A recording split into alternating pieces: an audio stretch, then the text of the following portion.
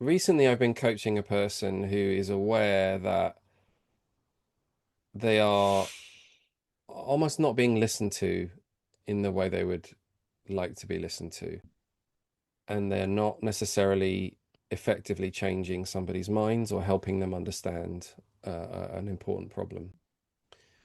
And they are aware of why that might be to some degree. So they have talked about some of the stories they're telling, some of their own communication habits, their culture, where they are from, and how that might be causing a problem. But I also sense quite a strong reluctance to address some of these issues. Like they are holding on to some parts of that identity or those ways of working because they are deeply important and deeply central to their identity.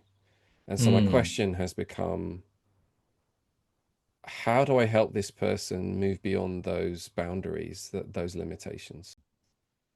They are aware of them, but they're fighting it. Now that you mention it, I can think of a great example that happens all the time in the Mm, coaching that I do, right? Oftentimes, the people that end up coaching are quieter in nature, and they will say things like, "Oh, I don't like the attention of others. I don't want to do public speaking. I don't like standing in front of a large audience to share. Even though it's my idea, I'd rather give it away for somebody else who does it better than me."